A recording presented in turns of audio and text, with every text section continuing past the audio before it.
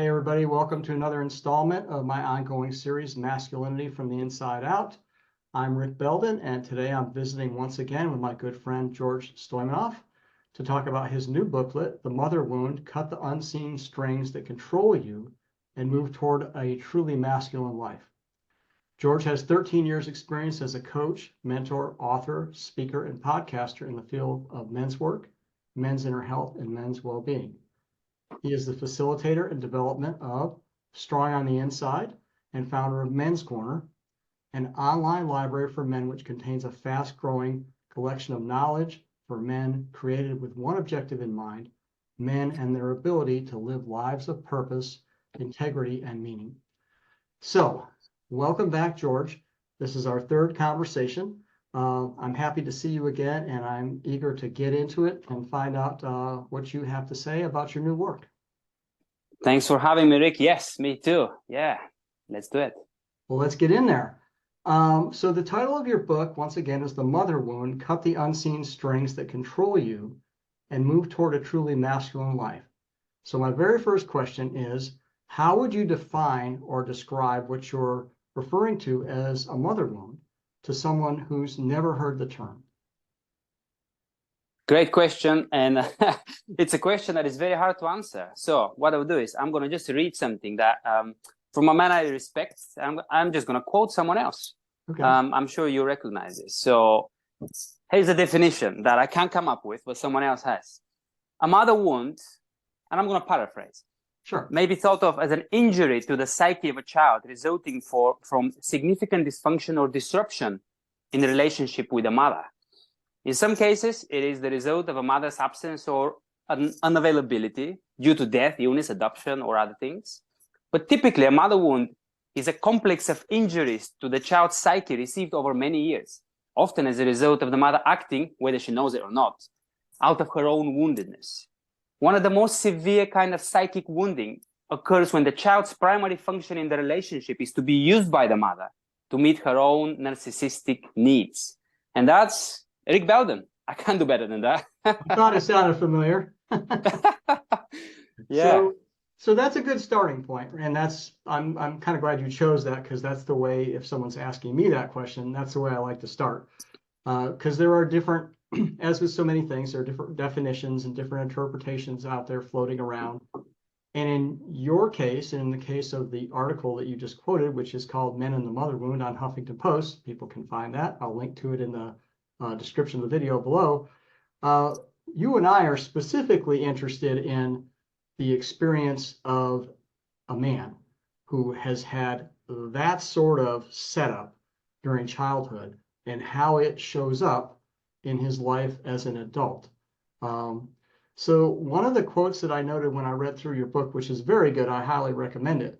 You said, "We live in an over-mothered world." What do you mean by that, and how are men affected?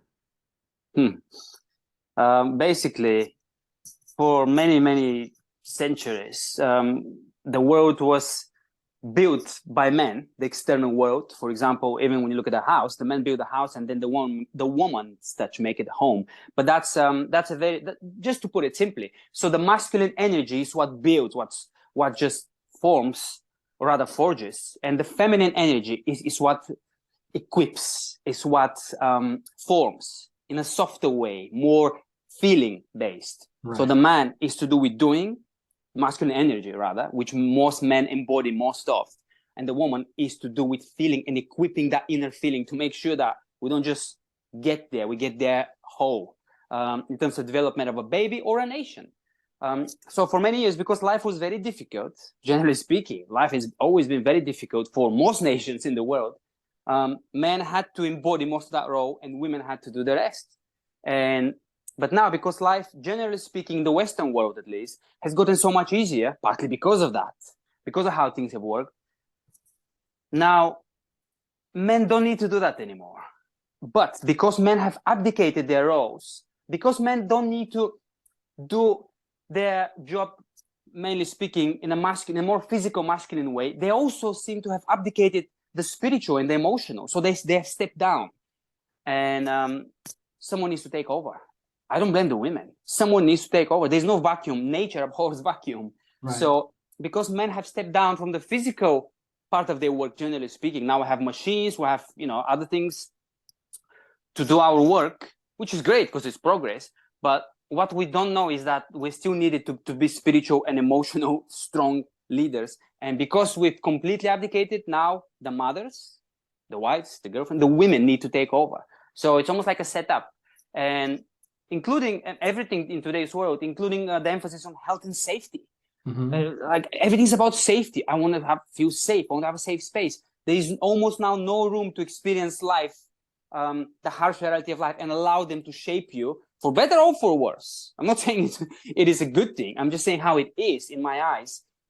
Everything is padded. Everything is safe in the modern world. And this is the over-mothered world. There is no room for error. There is no room for men to experience the suffering that will forge them into better men in some ways, at least. So I don't know if that answers it. That's kind of a complex answer, but I'm trying to keep it as complex as I can without going too much into rabbit holes.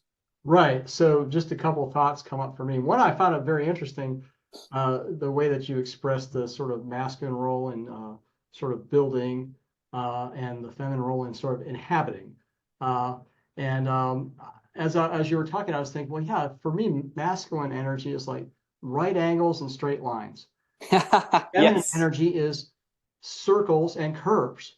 Yes. And Yeah. that just came up for me while you were speaking. Yeah. In terms of over mothering, I was talking to a friend last week, and she was talking about I think her grandson, and she was saying that, and this is true. I want to talk a little bit more about this too in this respect. But you know, he's 21 or 22. He still doesn't have a driver's license. He's still living at home. He doesn't seem to be able to get out into the world. He spent a semester at college away from home. It was a disaster. He just wasn't prepared. And I said, what do you think happened? And she said, well, his mother was just doing everything for him. She said, I remember that he was an Eagle Scout, and that's her daughter. She said, my daughter told me that she'd gone to his Eagle Scout event, and all the mothers were there doing all the projects for the boys. And so the boys get their badges, but they didn't do anything. Yeah. And that seems like a good example of what you're talking about. And it leads into my next question, which is what happens to a young man who is trying to move out into the world, or it's time for him to move out in the world, and he's been subject to the kind of over mothering that you mentioned? How does it? Yes. Yeah. And first, again, I always emphasize that because many men who are embittered by this can blame the women. And it's very easy to blame the women as if they have any choice. I mean, any good mother would want to fill the vacuum because the vacuum exists. So that's nothing to do with lashing out against women. It's more like what happened, what went wrong. And a human being has many aspects, many inner, almost like fragments of the self. And unless they're all together and following the same direction, things will go badly. And that's the story of all of us. We're all broken, and we all need to take a journey of healing, or rather being put together. Right. And so to the degree to which that boy that we talk about does not have a masculine input and has a feminine influence instead, to that degree, many of those aspects in him would not be able to flourish in masculinity. He may be well fed, in some cases physically overfed. There are some men, including myself, I used to be like that. Just look at their faces and it's just softness, just a lot of intake food, because the feminine is to receive, including in the sexual act. When you see a man and a woman, the woman receives and the man gives. And so as children, our job is just to receive. We need that unconditional love. We need mommy. But then as that masculinity begins to bud, is looking for that masculine source. And you say, well, I'm made for something more. It's not just receiving. It's not just milk. There is more. But when that more doesn't happen, when it doesn't come in the face of a father and other men, could be uncles, fathers, grandfathers, then there's this perpetual childhood. So even though you may grow outwardly, inside you'll be just a boy. And as soon as you meet hardship in the world, you shrink back, you go back to mommy. And there are many people, including me, how I've been for most of my life, really. It's just externally I was looking like a man, but inside I knew I was a little boy. And I just needed comfort. All the time I needed comfort. I was eating so much. And this is a physical manifestation, one of them, of what happens. You can't become a man fully. Yeah. Right. So what do you think happens? What do you think might be likely to happen to a young man who is, again, has been subject to that kind of over-mothering when he starts to move into the adult world of relationships with women? How is he affected at that point, do you think? It's never a pretty picture. And again, I speak from my experience, personally, also with clients that I work with and men that I know. But a lot of it is from my own personal life, because I'm on this journey because of what I've been through, not because I just chose this profession. Right, right. So what happens is, if you've been overmothered, even if you don't feel it, even if you don't know it, knowing, meaning consciously, inside there will be some repulsion, there will be some rebellion, there will be some maybe passive aggressive because you couldn't say it. And that will color the way you view women. So it's either going to be that need dependent on mommy, I need a woman, Mm-hmm. or it's going to be like, I hate women. They're just horrible. They're bossy. Because you attract what you already have inside because of mommy. Mommy was like that. And so because there was no clean break from the mother, from that masculine initiation, the father never introduced the boy into more than the mother was ever present. So the mother's energy will stay with the boy, even when he grows up. And then he will be pushing against that. He may be looking for masculinity in other ways that are not overt. But no matter what happens, his relationship with women will be, all of them will be colored, will be polluted by the mother wound. So it sounds like he, a man based upon his natural inclinations and a variety of other things might drift over to the very needy, very dependent, also very manipulative and passive aggressive end of the spectrum. Yeah. Where he doesn't feel that he can assert himself. He doesn't feel like he's worthy of that attention unless he's begging for it or proving himself in all kinds of ways all the time. Or maybe he drifts over to the other end where he's just like, I know I'll get overwhelmed. I don't want to be overwhelmed again. And I'm just going to stay out of that kind of situation because I don't feel confident that I can hold my own. In both cases, to me, that suggests that the separation you talked about between the boy or the man and his mother has not happened yet. Yeah. When that doesn't happen, that suggests to me that there's enmeshment there, and that he doesn't really see himself fully as a separate person from her, because he still is needing something that either he didn't get and he's still trying to get, or he was never allowed to experience life without that need being met by her. Yeah, very well put. Yeah. And so that leads to the next thing that I noted when I read your book. Another quote. You said, a woman cannot give a man that which he desires. Well, that's a statement right there. I can imagine some women might feel like that was sort of a judgment against them, or maybe they might feel that you're being negative in some way. What are you actually saying there, and what does it mean for men and women? I'm actually being very positive about women. This is good news for women. It means you don't need to carry that burden as a woman. Right. You don't need to meet your man's needs. You just need to release him. If you've been over-mothering him, release him. Let him find the masculinity from the world of men. So for women, that's good news. However, in the world of so many needy men, such as I was once, and I'm not completely free from that. I'm not saying that I am, but it must be very hard for a woman to release a man into manhood if there is no manhood, if there is no world of masculinity that he pursued, right. In that wholesome, healthy way. So a woman cannot give the man the masculinity that he never had.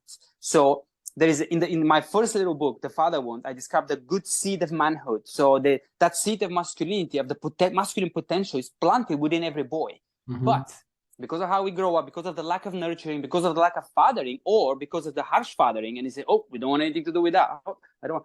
And so that seed cannot sprout, cannot bud, cannot flourish, cannot become a full-blown plant, so to speak. Then there is no masculinity. There is just the potential and the desire for it. And eventually, with the years, even that desire is gone because it goes underground, and it expresses itself in itself in other ways, but it's not conscious anymore, like it is when you were little.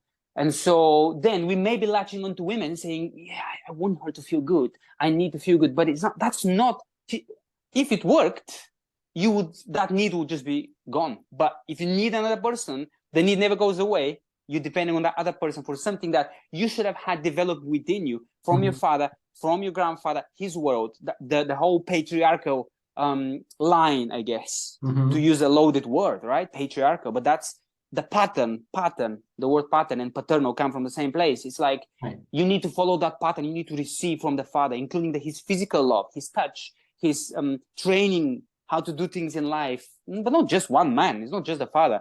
It's a bunch of men together. They say it takes a village to raise a child, but actually it takes maybe a village full of women to raise a child, but it takes a village full of men to train a boy into manhood. I just came up with this. So yeah, a woman cannot do that, and she doesn't have to. Right. So, and you started to touch on the next point I was interested in. So I'm just going to ask the question and I'll let you elaborate some more. But you've been talking about it all along. What is the relationship and the interaction between what we talk about as the father wound and the mother wound? How are those two things related? And what is the dynamic between the two of them in terms of how the boy experiences himself as he's growing up and how he sees himself when he's an adult? Yeah, that's a great question.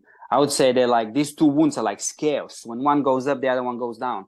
And they're, if I can come up with definition now, they both manifest counter to how the original design and role is set up to be. For example, because the man is set up to be the active one, the man is set up to father his boy through intervention, not to just sitting or just cooking food for the boy, but to actually taking the boy out physically out of mommy's world and say, son, you belong to me now. You're part of my world. You're never going to lose mommy. You're never going to lose what she gave you. But now I am going to show you how to navigate a man's world. And that's been the case for thousands of years. Only now we lost it in the West. And so the mother wound is a wound of over-presence of the mother when she needs to step back. But she's only over-present because of the over-absence of the father wound. So where father steps back, then mother needs to step in. There is no, the woman is not, should not be, the woman is an intuitive person. She knows what her child needs. And it's not her fault that he doesn't have that masculinity in terms of input. So she will step in as far as she can, as long as there's nothing for her to come against. But if that masculine presence step forward, even if she tries to, there won't be any, almost like there's no conflict. There's no real conflict. There's just, oh, okay, she does. That's, my role here is done. But it's the man's absence that is deafening. That's the absence of the man. This is the root of all evil, I would say. It's not the mother wound. The mother wound only takes over when man steps down. So that's how they interplay those both wounds. Okay. And we've been talking a little bit about effects on different aspects of a man's life when he has an unresolved mother wound. And I'm interested in one thing in particular, and I don't think maybe you addressed it specifically in your book, but I can't remember. What are the effects of an unresolved mother wound on a man's integrity? Wow, there's a number. First of all, let's talk about integrity. What does integrity mean to you? When you hear me say that, when I talk about a man's integrity, what do you hear? It's a great question to ask that, because for most people, I guess it means to be honest and shallow things like that. But I think integrity and integration, they have the same root for a reason. It is basically to be, first of all, to have all parts that make you you, to have them available. And second, to be true to them. And that's where honesty comes out of this integral structure, if it's whole, because then you know who you are, you know what you're about. And then sometimes you need to speak out of those parts because not to compromise it. So just to sum up, integrity is to be whole. Is to be whole, is to have every aspect of what makes you you fully. And I don't think anyone is there. I don't think there's any human being that's not been broken, but the process of being whole is the most exciting thing. So this is integrity for me, wholeness. Right. Okay. So, and I'll just throw in a couple of other ideas that I have about it. One is that you have sound values and you know what they are, and you act in accordance to them as best you can. And when you don't, you're accountable for it. Yeah. And the other part of that, for me, of integrity is having boundaries, knowing what they are, being able to express them, and being able to maintain them, being able to hold them when someone says, "Oh, I know what your boundary is. I'm going to try to cross it anyway." Yeah. You heard the term in engineering is like structural integrity, right? It's like the structure can hold in wind or whatever, earthquakes, you know what I mean? So, okay, so we've kind of articulated some aspects of our own views of what masculine integrity means. How does an unresolved mother wound, what impact does that have on a man in regard to his integrity? Well, yeah, it can go many ways, and it's destructive. For example, if there is a desire for masculinity that's not been realized because of the father wound, and let's not forget, I have to preface everything that we talk about here with the fact that a mother wound is the indirect result of the father wound. So, let's just say this, put it on the table, and just work around that. Okay. So, because the mother wound is a result of the father wound, there's a desire and lack of masculinity, and if you know that you're seeking that masculinity that you don't have deep down, whether you know it consciously or you feel it about yourself, you'll be feeling less of a man around other men. You won't be truthful and open. You always be on the back foot, as they say. Also, you'll be on the back foot in your marriage. If you know that, something about me is broken, I'm not quite as man, I need that masculinity that I don't have. I look for in other places that I don't want anyone to know. If you know that this is going on, it'll be very hard to be fully yourself. This is almost like such a clever design, such a diabolical thing, because there's so many good men who they can't do anything about, how they feel, but they just feel held back. They don't belong in the world of men, and they have so much to give. So there's just one thing. Another thing, like for example, in my case, was like the way I was viewing women, because I started not watching porn because I didn't have internet back then, but I started looking at like pornographic materials when I was 6 years old. That's kind of disturbing, isn't it? That's very early. That's very early. I don't know that it's atypical anymore, but it's very early. Yeah, we don't know these days, but certainly not a teenage normal, sex drive. And so I always felt creepy, like a creep. I always felt around girls. I was never open like those other boys who were more masculine. They were still looking at things in the teenage years, but that's far more natural because, where you take that desire is sort of your choice, but it's natural for the desire to come bubbling up.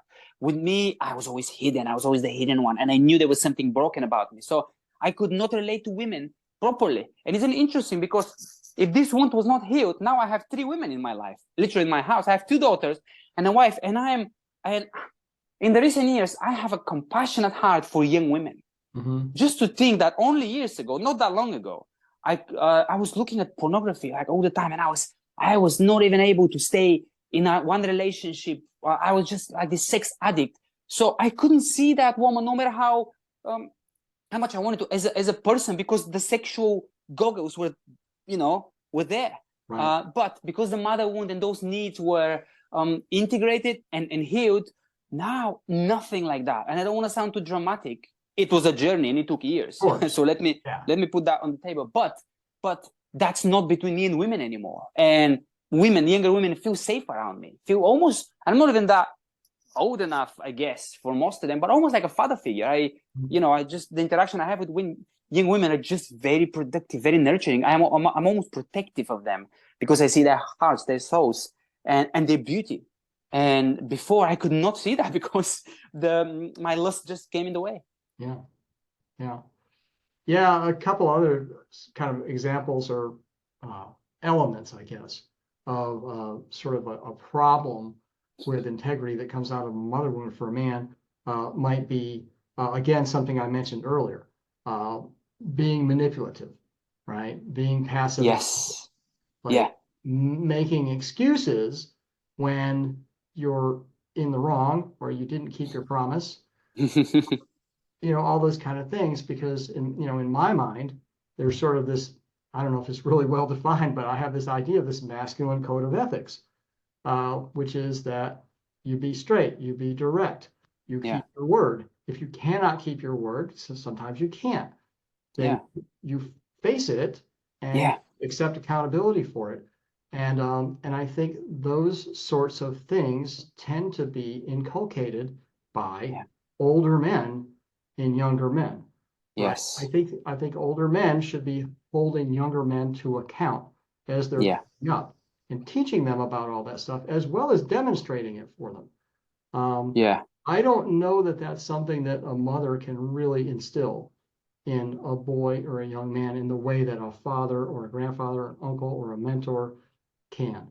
So she can talk about it, but men don't learn by, like in a classroom. We learn by absorption. We want to absorb the energy of the older man and see how they do things, and that's how we grow up. And you learn by being held to account. What you say you're going to do. And I think that's, I don't know, in the last year I've sort of begun to think as men collectively, I think we have a problem with integrity. Big one. I do. I was much more of a nightmare in relationships when I was younger than I thought I was. I thought I was a pretty good guy, but I was passive aggressive, and not all the time, but at times. And I understand now that one of the reasons is because I had never had any sort of experience of speaking up for myself with my mother and having it go well. So that is something, we're talking about fathers, but that is something I think mothers can provide their boys, is to make the emotional space and hold it for them, for the boy to be who he is, which is something that I didn't get from my mother. So why would I expect that from any woman in my life? So, so that leads to another question, which is, hopefully this is flowing. I think it's all kind of related. What is in your opinion, what is the impact of the psychology profession being primarily female defined and oriented for men with mother wounds? Very interesting. Again, women do what they do best. They nurture, equip, feed you, and they allow you to open up. Which is great, but that's just the beginning. So because we don't have men, or we have men who hold feminine energy in those professions, generally speaking, very often. So what happens is, women, we need to be strong. We need, like you said, that straight line inside. We need to develop that backbone as a man to grow up as that, and that need never leaves us. So very often in today's therapeutic space, the circle is open for a man to enter and just open up his wounds for everyone to see. That's all very well, because that's how healing begins, but that's not how it should end. Trouble is, this never ends. Men are always vulnerable, and vulnerable for thousands of years. To be vulnerable was never a good thing. Vulnerable to the enemy, vulnerable to whatever, to the elements. So men had to be strong, and I think they still need to be strong. So it's all very well to open up and get your wounds healed, but then eventually you need to close that, and you need to get strong as a result. So, and that's why I call my work making men strong on the inside, or strong in the broken places, because most men don't want just to be weak. They don't want just to say, well, here I am, I'm struggling with this, and that's me, I've got. And there's a reason why I have so many labels today, labels, this and that. Well, because of that, because women, or the feminized sort of space that pretty much is the only thing that exists if you want to get better, generally speaking. You need to search very hard to find things for men. I mean, I have people who look for me and say, oh yeah, I found you because you work with men in that specific way. So it's not easy to find. And because that space is designed in that sort of feminized way, it doesn't make men stronger. It just makes them vulnerable. But then the labels stay on. You're forever going to be a porn addict. You're forever going to be that creep. You're forever going to be that well, whatever. You just, fill in the blanks. And men want, deep down, they need to rise up and become a better version of themselves, stronger version of themselves. And so, just to answer this question in a nutshell, this effect of just having only the feminine, which in itself is not wrong. It's just the masculine space is missing. So if you have only the feminine, that only opens you up, but doesn't know how to train you to become a man, because it's not designed to do that, then you can't be strong. You can just meet your wounds, be well acquainted of what's not working in your life, and be humble, to say, wow, I'm actually a mess. And that's it. And that's why, just like the Me Too movement and all those political things, that they start very well, but it's like, wow, now what? We all messed up. So now what do we do? There's no solution. And that's bad. Yeah, so a couple of thoughts come up as I'm listening to you. One is what you just said is like, you need to have, I think, I would say this is true for men and women both, but particularly for men, it's like, I feel like a man needs to have a sense of there's an end point here, or there's an inflection point, or there's a transition point, or there's something that I'm moving toward. That's right. You know, and you're right, for a lot of men, the first step is, because they've been so constrained and so wrapped tight around the things that they didn't get and the things that hurt them and the things they're still hoping they'll get. A feminine space can be a reasonable way to begin to open that, because you got to open. You can't move forward if you're like this. You have to be able to open up. But my take on it is that, and it kind of goes back to what you've been saying, if you have a mother wound, that, as you said, your take is strongly suggests that you have a father wound. And so if you're trying to resolve your mother wound by going back into the feminine space, back into the womb in therapy, how will you get out of it? Because just cycling around. Now, having said that, I've had an excellent counselor who's a female that I've worked off and on with for about 10 years, and she's actually the one that sort of started to target me on Of course. mother wound. Because I was doing dream work with her, and she would say, what do you think about the way your mother's acting in this dream? It's like, I don't know, my dad's the problem, you know? And she was very subtle and very nurturing and very patient with me, and helped me move up toward that threshold. But I had to get back into a men's group. Once I started to cross that threshold, I had to get back into a men's group to do the action part. You know, our experiences are different as men and women. Our experiences are different as boys and girls. And there's something about a men's group that, like, there's support there, but there's also, again, the accountability thing. There's also, you have to deal with the fact that by virtue of being in a group of men, you might have to encounter some opposition in there and navigate your way through it. Which is good for building integrity, is good for building boundaries. So personally, my experience has been a mix of both. You know, the feminine aspect, holding space in therapy and encouraging, and the masculine aspect, more often than not, in a group of other men, where we're going to take some action. We're going to physicalize this in some way, and the other men in the room are going to hold the space for us, which is something our fathers never did.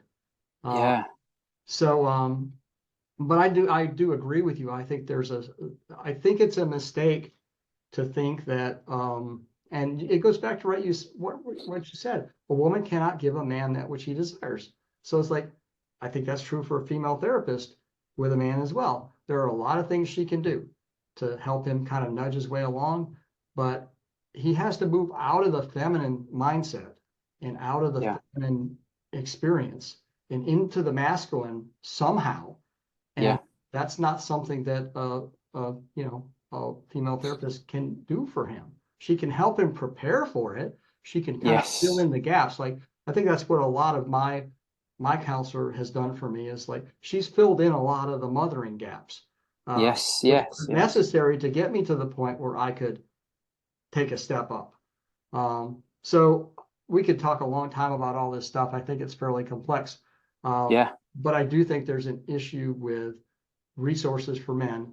It's one of the things that's one of my giant pet peeves, is like constantly hearing in the culture, if you're a man, you're having trouble, ask for help. Go find help. Where? Like, where are you going to and what help exactly? Exactly. And is it going to help? Or is it going to just, like you said, is it just going to deepen that groove that you've for so long? So, so this is going by fast, man.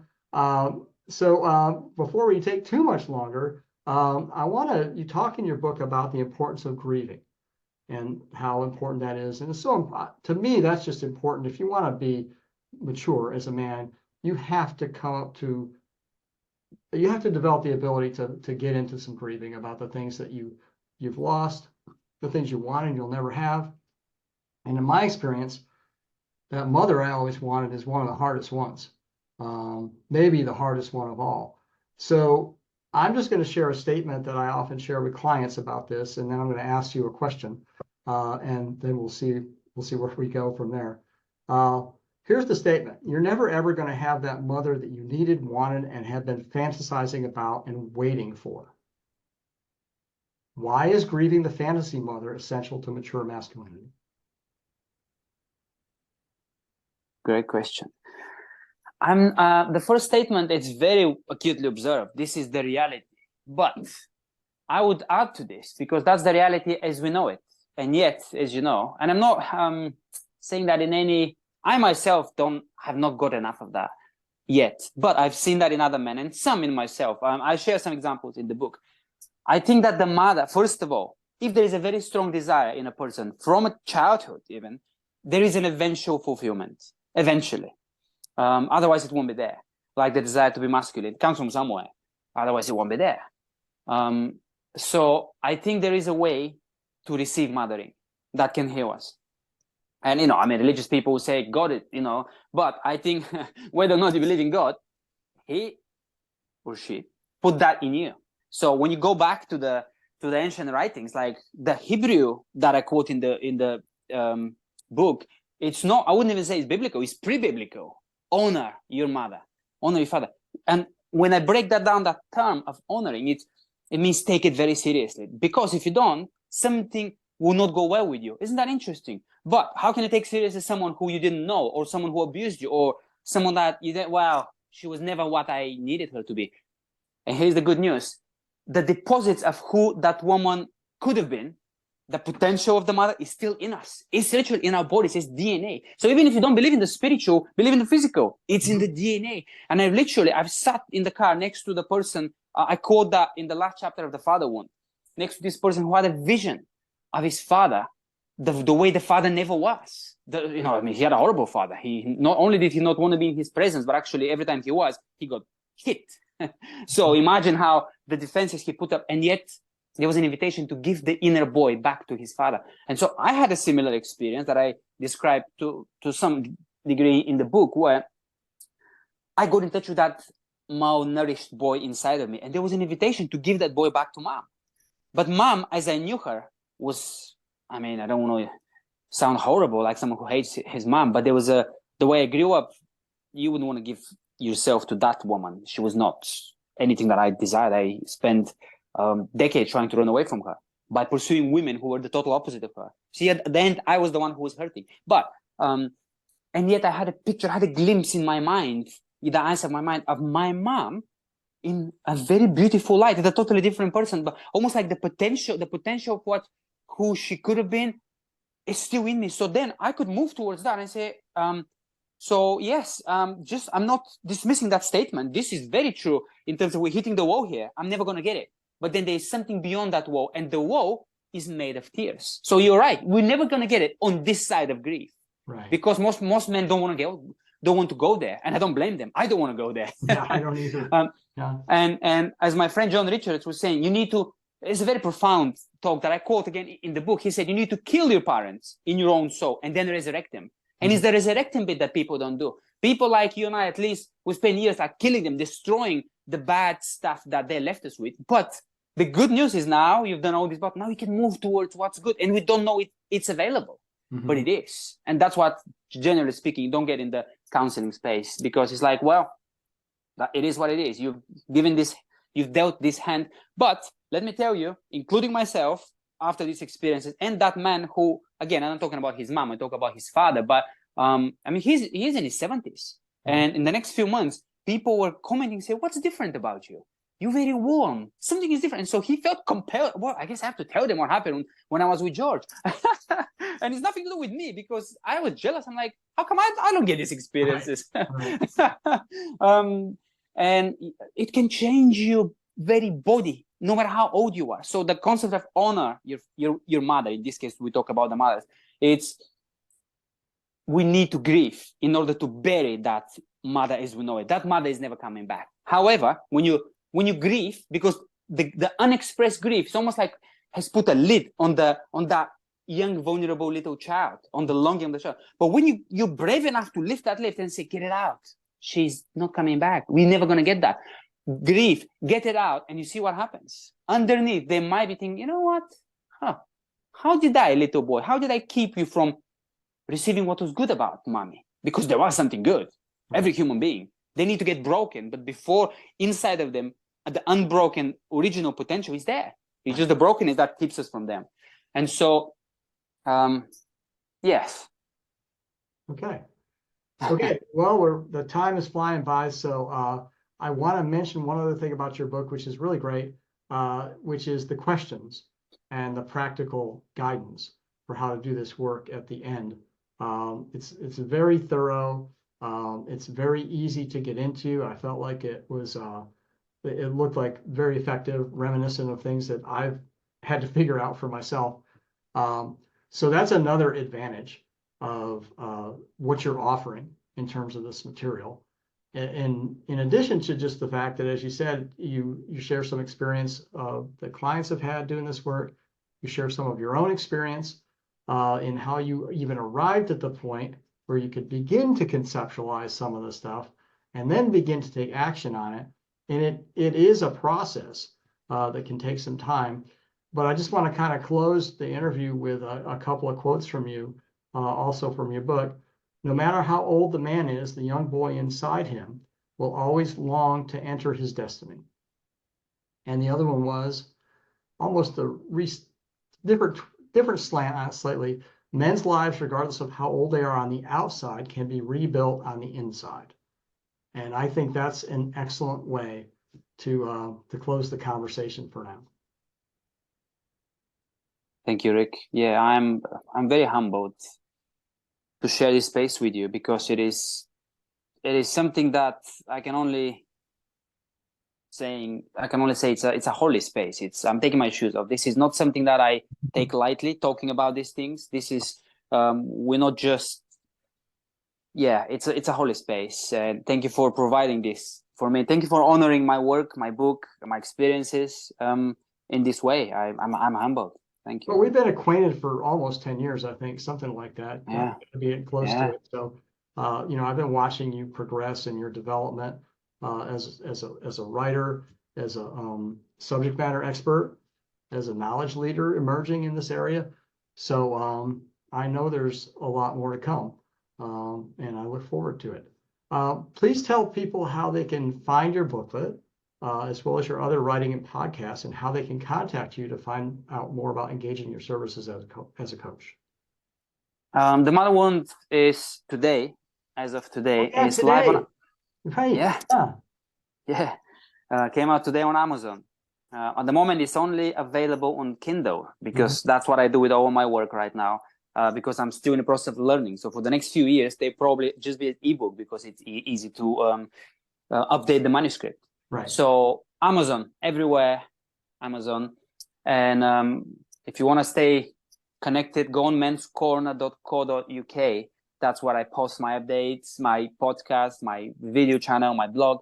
Everything is there. And if you want to talk to me about coaching, about working with me, is trainingformen.co.uk. Okay. And I'll include all of your links in the video description below, as well as for me. If anybody's watching and they'd like to have a visit with me about coaching, they can visit rickbeldencoaching.com. I offer a free 30-minute discovery session. And so go ahead and sign up if you want to explore some of this with me. Visit George's site if you want to explore some of it with him. And just in closing, I just want to say, everybody, please like, share, and subscribe. It helps the channel grow. It helps the word get out. It helps these discussions evolve, because this is not the last word on any of this stuff. George has his take. I have my take. There's a lot of overlap. Other people, come on, jump in. Let's get this going. We need to talk about these things and so many other things where men need a conversation in public. So thanks again, George. I'll see you next time. And thanks everybody for spending some time with us today. Bye-bye. Thank you, Rick.